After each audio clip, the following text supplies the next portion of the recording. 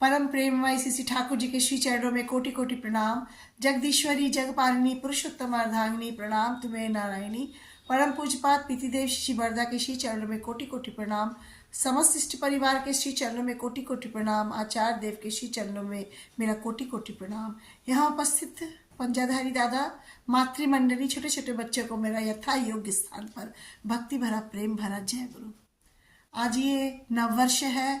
आज से हमारा जो ये नया कैलेंडर चालू हो रहा है और सभी को इस नववर्ष की बहुत बहुत शुभकामनाएं। आप लोगों का भी जीवन सुंदर रहे, नए कैलेंडर की भांति नई नई चीज़ें जीवन में आए, उमंग से भर जाए। और उमंग क्यों ना हो, क्योंकि हमारे बैकग्राउंड में हमारे परम प्रेम में श्री ठाकुर अनुकूल चंद्र जी जो है, हमारा बैकग्राउंड इतना सुंदर है। जिसका बैकग्राउंड इतना सुंदर रहेगा उसका जीवन, उसका वर्ष, उसका पिछला वर्ष, आगे वाला वर्ष, आने वाला वर्ष निश्चित तौर पर मंगलमय होगा।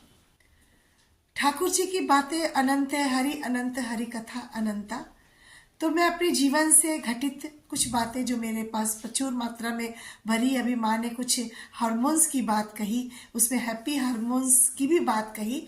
चूँकि हम लोग हमारे बैकग्राउंड में हमारे पुरुषोत्तम है, इसलिए कहते हैं इष्ट गुरु पुरुषोत्तम प्रतीक गुरु वंशधर, रेत शरीर में सुप्त रहकर जीवंत रहते निरंतर। हमारे पुरुषोत्तम इस धराधाम पे है नहीं, लेकिन हम लोग उनका दर्शन हमारे आचार्य देव के को देख कर ही करते हैं कि हमारे आचार्य देव कैसे दिखते हैं, कैसे चलते हैं। हमारे ठाकुर भी वैसे ही होंगे। हम लोग ठाकुर को देखे नहीं है, लेकिन हम इष्ट परिवार को देखकर अंदाजा लगा लेते हैं कि हमारे पुरुषोत्तम कैसे चलते होंगे, कैसे बैठते होंगे। क्या हम उस तरह चल रहे हैं, उस तरह कर रहे हैं? बिल्कुल, हम कोशिश कर रहे हैं। हम अपने आप को देख रहे हैं कि मैं पहले क्या थी और अब क्या हो गई हूँ। अपने आप में हम लोग अपना आकलन करते हैं। एक बार ठाकुर जी बड़ाल बंगला में बैठे होते हैं, चारों तरफ, जैसे आप लोग को पता है कि ठाकुर जी जब भी बैठे रहते थे, चारों तरफ उनके शिष्य जो उनके अनुयायी थे, चारों तरफ बैठे रहते थे।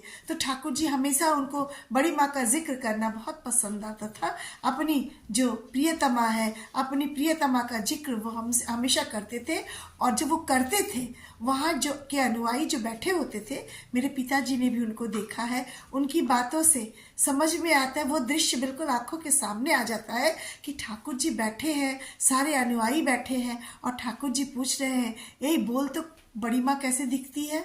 एक से पूछते हैं, दूसरे से पूछते, तीसरे से पूछते हैं। कोई कहता है अरे बड़ी माँ तो लक्ष्मी स्वरूपा दिखती है, कोई कहता है बड़ी माँ तो सरस्वती स्वरूपा दिखती है, कोई दुर्गा स्वरूपा, कोई काली स्वरूपा कहते हैं। ठाकुर जी सबकी बातें मंद मंद मुस्कान के मार्फत से सुनते हैं। फिर कहते हैं हट हट, ऐसे ही ठाकुर जी बोलते थे, हट सब ऐसे ही बोल रहा है, पता मैं बताऊं? ठाकुर जी बोले मैं बताऊं तुम्हारी बड़ी माँ कैसी दिखती है। सभी अनुयायी उतावले हो जाते हैं, कहते हैं कैसी दिखती है ठाकुर?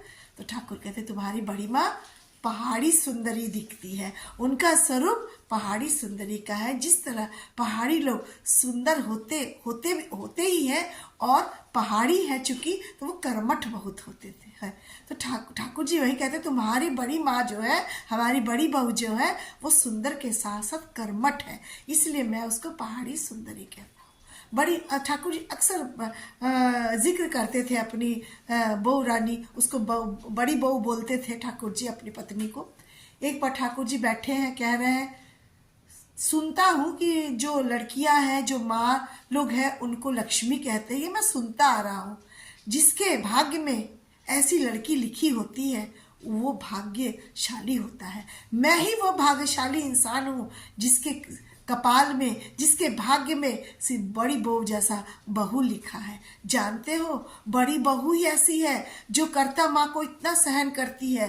कर्ता माँ उसको इतना गाली देती है कि कहते हैं ठाकुर जी की भूत छुड़ा देती है। मतलब इतना ज्यादा गाली देती है, वो सिर्फ बड़ी बहू ही सहन कर सकती है, वरना कोई सहन नहीं कर सकता है।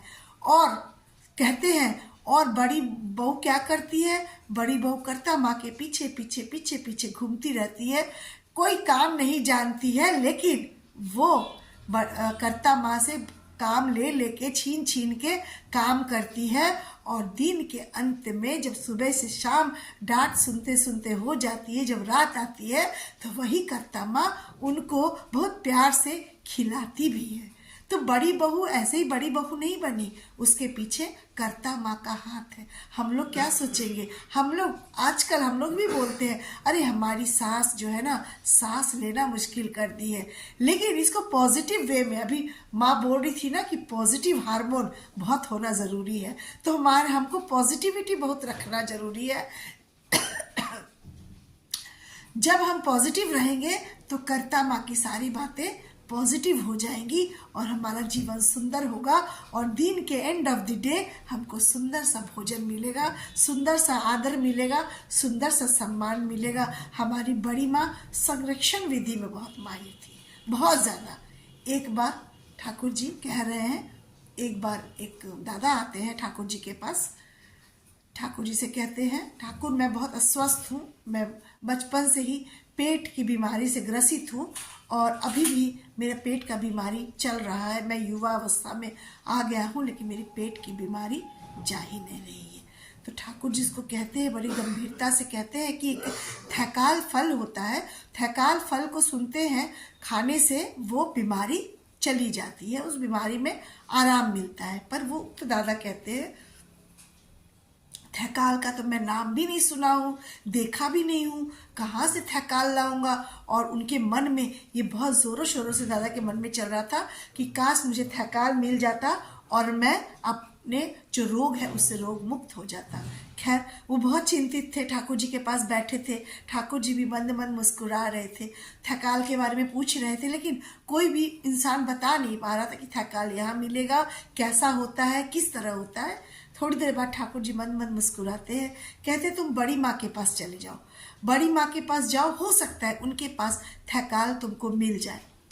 वो जाते हैं, बड़ी माँ भी बैठी है किचन के सामने, एक बरामदा, पश्चिम दिशा में एक बरामदा में वो बैठी रहती थी। वहीं बैठ के वो ठाकुर जी के लिए, अपने प्रिय परम के लिए पान बनाती रहती थी, छोटा छोटा काम करती रहती थी, और ज़रूरत पड़ने पर धीरे से किचन में भी जाके देखती थी कि क्या बन रहा है। बड़ी माँ का नित्य प्रतिदिन का कार्य था कि वो ठाकुर जी के लिए कुछ ना कुछ बनाती थी, और वही पश्चिम की जो तरफ, जो किचन का जो रसोई गृह का पश्चिम जो क्षेत्र था, वहीं पर एक चौकी पे बैठी रहती थी। बहुत सुंदर रूप से सब सामान, बरामदा छोटा था और इतने सुंदर ढंग से वो हर चीज को रखती थी, हर चीज को व्यवस्थित रखती थी कि लगता था बिल्कुल सजाया हुआ है, और सबको निर्देश भी देती थी कि ये चीज जहाँ से लिए वहीं रखना।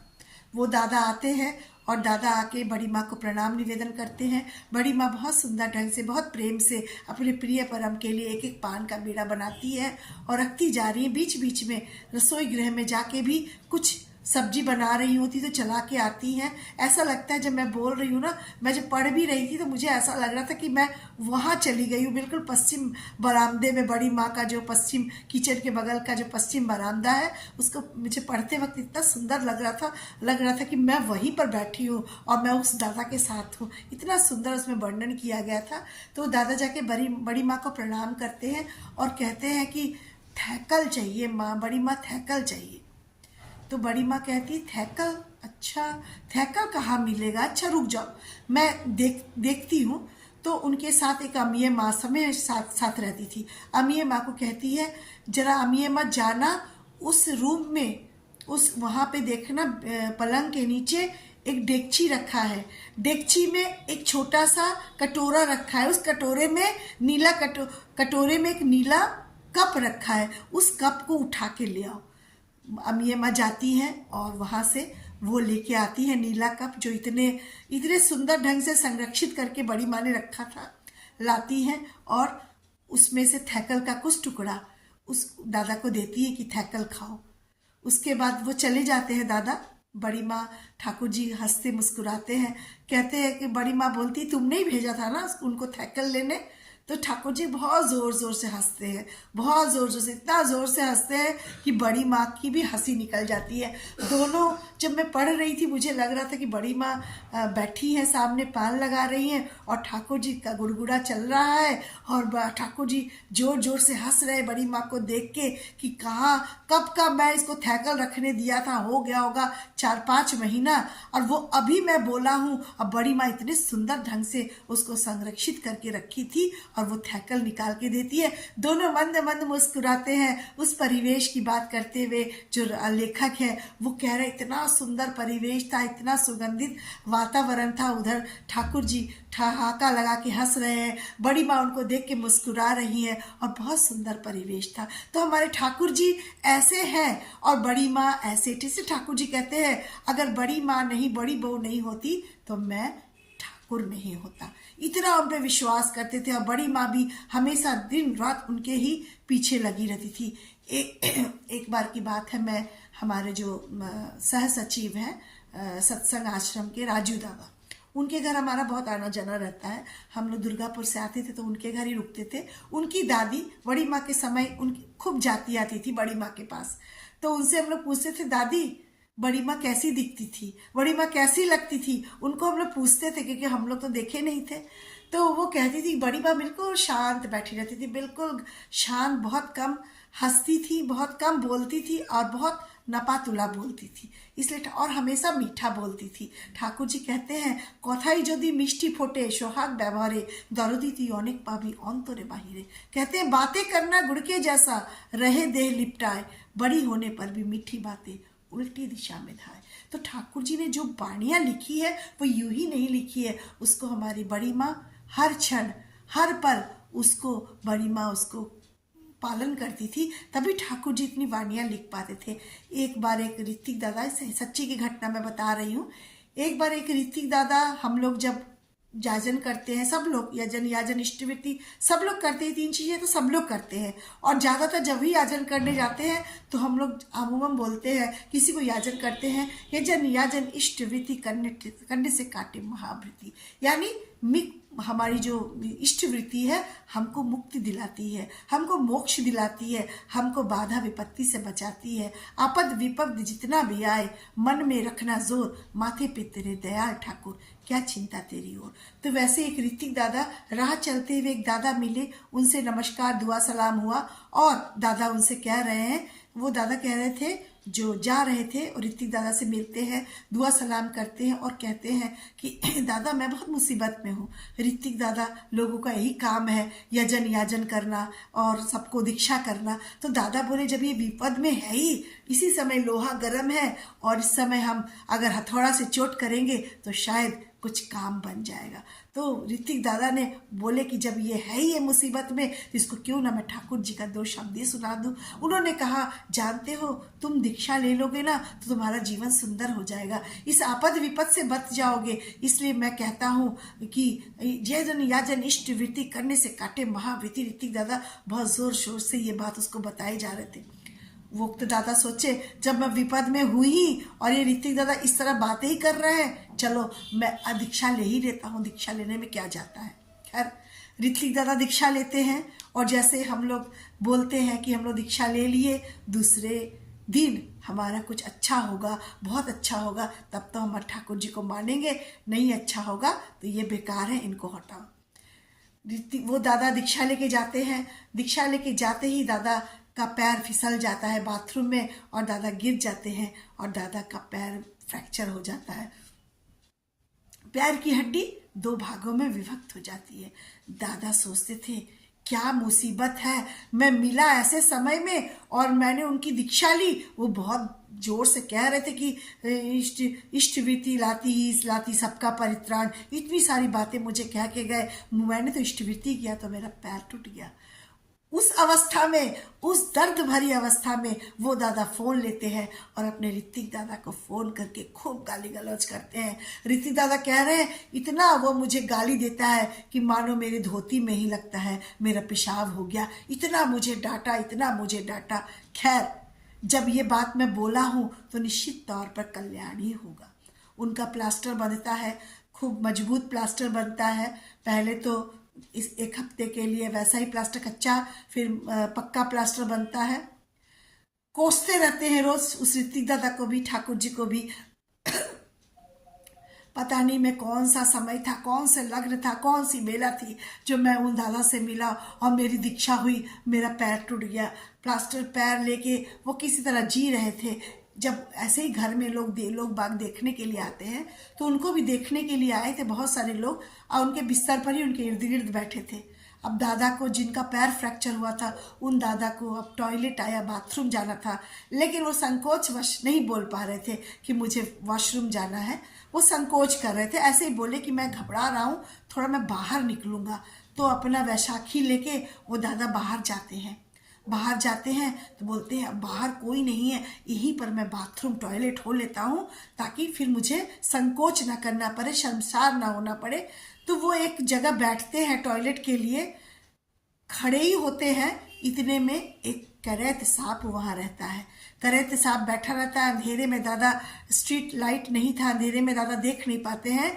करैत सांप जो है दादा को 2 बार डसता है, 2 बार अपने फन से फन चलाता है, 2 बार मारता है, खट खट की आवाज होती है। उसके बाद दादा जब चिल्लाने लगते हैं तो सब लोग, जब भीड़ इकट्ठा होती है तो देखते ही करैत सांप है और दादा को फन पे फन मारे जा रहा है।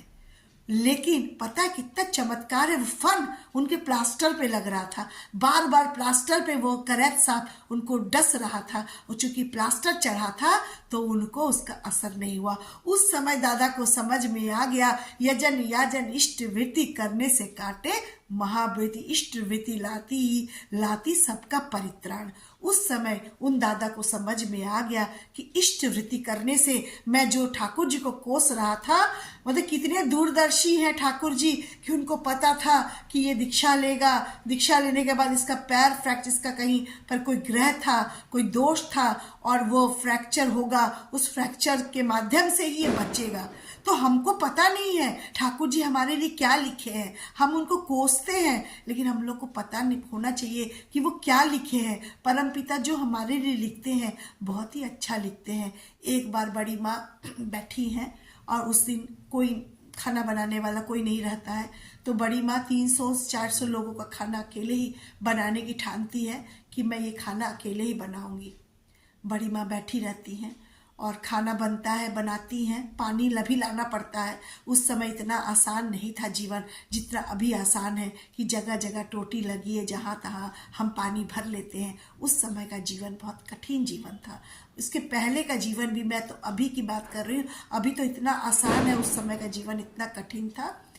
तो बड़ी माँ जब खाना बना के परोसती हैं, सबको खाना भी बनाती है, परोसती हैं, परोसते परोसते एक बार उनके हाथ से बहुत सारा बर्तन रखी थी, बस वहीं गिर जाती हैं। बड़ी माँ गिर जाती हैं तो बड़ी माँ उठ के जब जाती हैं तो ठाकुर जी उसी समय कहते हैं, बड़ी बहू बहुत शर्म आ रही है मुझे, तुम सबके सामने गिर गई, मुझे अच्छा नहीं लगता है।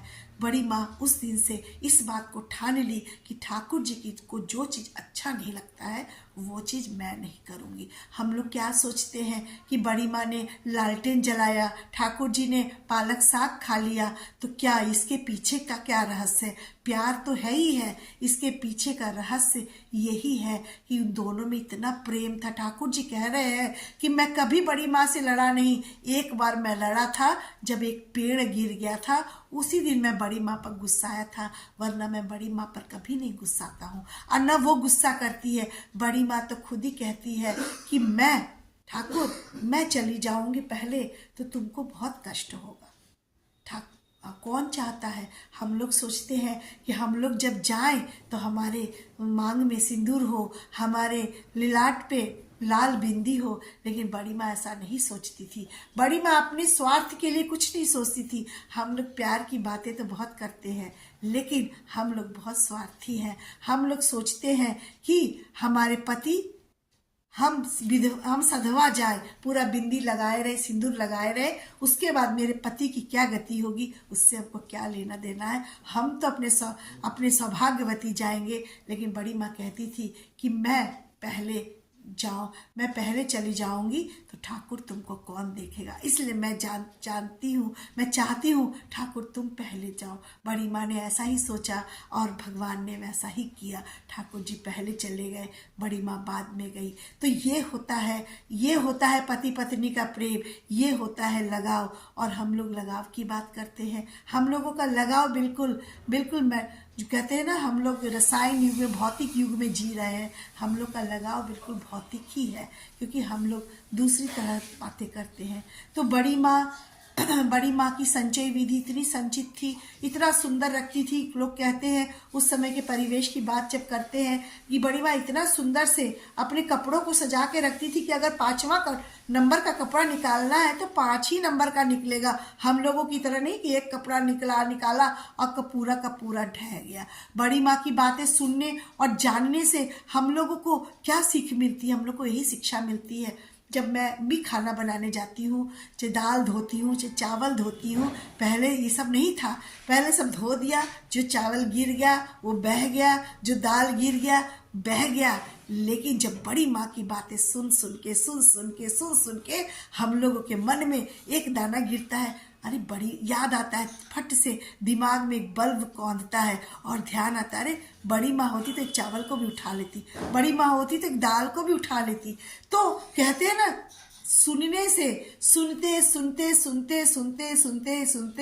एक पौधे में भी जान आ जाती है। जब पौधे में जान आ जाती है तो जीवित वस्तु यानी हमारे बच्चे, हमारा परिवेश, हमारा जो आसपास है उसमें जान क्यों नहीं आएगी? उसमें जरूर होगा। हमारे बच्चे तो सुनेंगे, हम लोग परिवेश में सुनते ही तो आए थे। क्या भक्ति लेके जन्म लिए थे? क्या भावना लेके जन्म लिए थे? जी नहीं, हम लोग परिवेश में, अपने घर में, अपने वातावरण में, चूंकि मैं एक सह प्रतिनिधि की बेटी हूँ, मेरे घर में अक्सर सत्संग हुआ करता था। उस सत्संग के माध्यम से हम लोगों ने विवाह के बारे में इतना जाना। सबसे जरूरत इस समय अच्छे विवाह करने की है। कहते हैं ना, सुप्रजन और सुविवाह, विवाह के 2 मूल, इधर उधर विवाह करके करो नहीं तो भूल। विवाह का अर्थ क्या होता है? सुप्रजनन और सुसंतान की उत्पत्ति। लेकिन ये क्यों नहीं हो रहा है? हम कहते हैं कि दाल में मिलावट है, चावल में मिलावट है, फल में मिलावट है, चीनी में मिलावट है, सब्जी में मिलावट है, सब चीज में मिलावट है। तो ये मिलावट कहाँ से आ रहा है? ये मिलावटी जो बच्चे पैदा हो रहे हैं उसी से तो आ रहा है। इसलिए ठाकुर जी ने विवाह की पद्धति पर बहुत जोर दिया। ठाकुर जी कहते हैं, किसकी बहू किसके साथ चली गई, इससे देश की उन्नति रुक गई। कार बो कार साथे चले गেল, देशेर उन्नति থেমে গেল। किसकी बहू को किसके साथ होना चाहिए था, किसके साथ हो गई, देश की उन्नति थम गई। अभी हम लोग यूट्यूब चैनल मेरे हस्बैंड जो चलाते हैं, उसमें एक माँ का प्रश्न आया था कि दादा विवाह कैसा होना चाहिए, थोड़ा विवाह के बारे में। उस माँ को कहीं कुछ विवाह वगैरह करना था। देखिए, कहते हैं ना, जब घर में जाजन होता है तो बच्चे झट से विवाह नहीं कर लेते हैं, वो छानते हैं, बीनते हैं। प्यार तो सबसे होता है, प्यार तो 2 घड़ी का मेल है, आंखों ही आंखों से हो जाता है। जब आंखों आंखों से प्यार हो जाता है तो शब्दहीन प्यार हो जाता है। और जब प्यार नहीं आंखों आंखों से होता है, नजदीक रहते हुए भी हम चिल्लाते हैं, लेकिन जब प्यार हो जाता है तो हमारा मुंह से बहुत मीठी आवाज निकलती है। बातें करना गुड़ के जैसा, रहे दे लिपटाए, बड़ी होने पर भी मीठी बातें उल्टी दिशा में धाए। तो वो माँ ने प्रश्न किया था, इसलिए प्रश्न किया कि उन्होंने विवाह की बातें सुन रखी थी। वरना आजकल के बच्चे नहीं मानते, बहुत तमाम तर्क है। कहते हैं कि खून तो लाल ही है, चाहे किसी का भी खून हो, वो तो मिलाव तो लाल ही होता है। लेकिन उनको समझ भी नहीं आ रहा है कैसे मिलावटी चीजें जो मार्केट में आ रही है, इसकी मिलावटी का असल जड़ तो हम ही है, मानव जीवन ही है। एक मनुष्य दूध जो गाय शुद्ध देती है उसको दूषित करता है। एक जो हम लोग फसल सरसों की अच्छी उगाते हैं, लेकिन उसको दूषित करने वाले कौन है? हम ही, आप तो हैं। तो माँ का प्रश्न आ रहा था कि विवाह कैसा होना चाहिए दादा? क्या एक ब्राह्मण लड़का है और एक यादव लड़की है, क्या ऐसा विवाह हो सकता है? तो ऐसे हम लोगों ने पढ़ा है। विवाह परिचय किताब है देवी प्रसाद मुखोपाध्याय का, एक देवी सूक्त किताब है, आप लोगों को बता देते हैं, कभी भी आप लोग उसका रेफरेंस ले सकते हैं। विवाह के बारे में अपने घर में ज़रूर बात करें। मेरे पिताजी इतनी बातें करते थे विवाह के विषय में कि हम लोग कॉस्मोपॉलिटन सिटी में रह के भी हम लोगों का पैर डगमगाता नहीं था। देखिए, प्यार जो होता है ना, क्षणिक चीज है। कई चीजों का आकर्षण होता है, भौतिक आकर्षण, शारीरिक आकर्षण, कई चीजों का आकर्षण होता है। लेकिन जब हम ठाकुर जी की बातें, ठाकुर जी की नीतियों को घर में बोलेंगे तो हमारे पैर में एक बेड़ी पड़ी रहेगी। हमारा पैर आगे बढ़ेगा तो भी वो बढ़ नहीं पाएगा, क्योंकि हमारे घर में ऐसी सतयुग की बातें चल रही है जो बातें होनी चाहिए थी। तो मार्ग से हम लोगों ने यही कहा कि देखिए, एक तो सवर्ण अनुलोम होता है, एक अनुलोम होता है, एक प्रतिलोम होता है। प्रतिलोम बहुत घातक होता है। प्रतिलोम से कूका है जन्म, राष्ट्र समाज जाति का यम। ठाकुर जी बोले हैं, प्रतिलोम से कूका है जन्म, राष्ट्र समाज जाति का यम। प्रतिलोम से जो संतान जन्म लेती है, यानी लड़की बहुत सुपीरियर होती है, लड़का हर मायने में इंफीरियर होता है, चाहे वो जाति में हो, चाहे वर्ण में हो, चाहे गोत्र में हो, चाहे जो भी हो, सब में हमेशा लड़की अगर सुपीरियर होती है, वहाँ जो शादी होती है, उसका जो बच्चा संतान पैदा होता है वो प्रतिलोम कहलाता है, जो समाज और देश और पूरी जाति के लिए घातक है। उससे यमरोग, यमराज की उत्पत्ति होती है। ठाकुर जी कहते हैं सबसे अच्छा विवाह सवर्ण अनुलोम है, जहाँ पे लड़का लड़की एक ही जाति, एक ही वर्ण के होते हैं, पर लड़का जो होता है हर मायने में, पढ़ाई में, लिखाई में, सब में लड़की से पढ़ाई में सुपीरियर होता है, लेकिन जाति सवर्ण होती है।